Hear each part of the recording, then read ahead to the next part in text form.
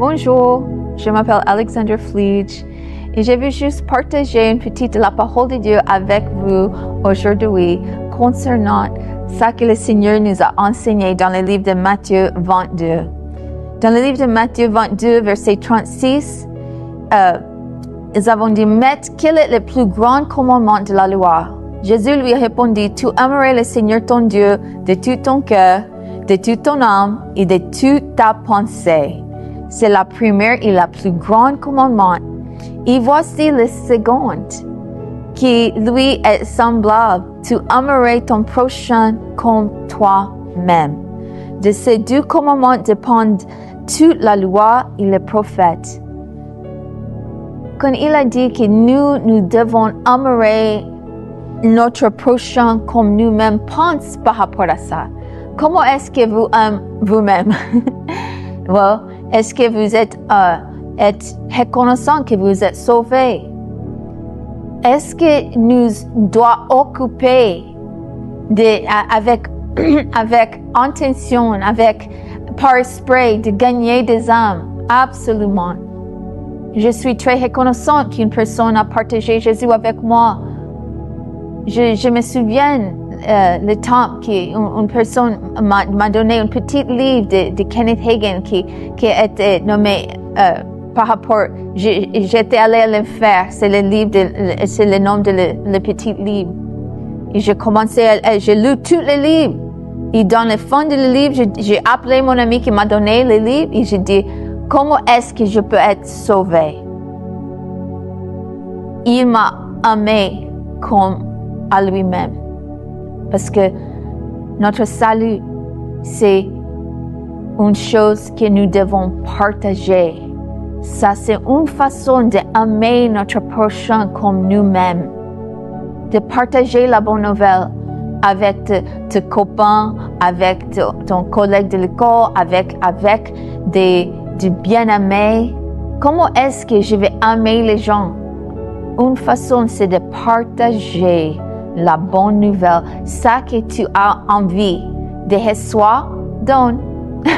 Ça que tu as envie de recevoir de Dieu ou de personnes aussi. Un sourire, une parole d'encouragement.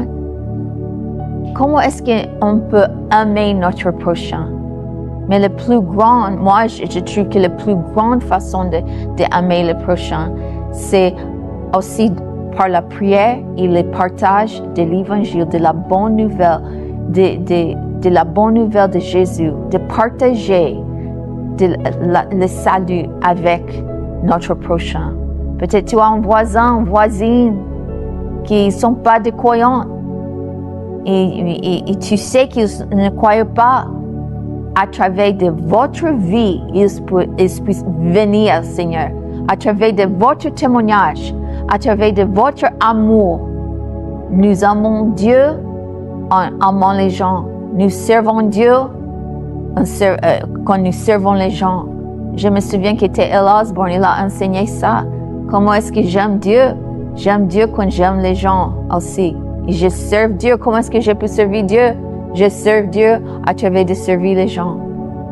C'est comme nous aimerons notre prochain. Pense, est-ce que tu es reconnaissant pour le salut que tu as reçu en Christ? Est-ce que tu es reconnaissant? La obéissance, c'est la vraie adoration vers le Seigneur. Quand nous obéissons le commandement de Dieu, je suis en train d'adorer le Seigneur. Je suis en train d'adorer le Seigneur et vraiment de glorifier le Seigneur dans ma vie.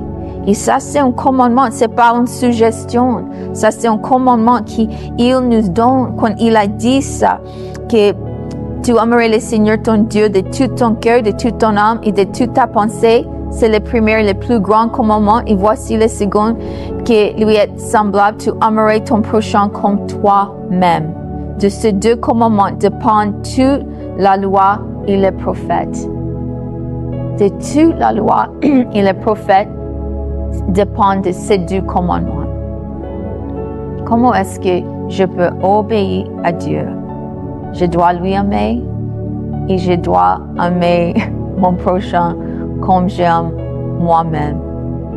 Dieu fidèle. C'est un privilège pour connaître Dieu, pour marcher avec lui et pour lui obéir. Il y a une bénédiction pour vous chaque fois que vous obéissez le Seigneur. Chaque fois que tu dis oui vers le Seigneur, il y a une bénédiction. Nous vous aimons. Sois bénis.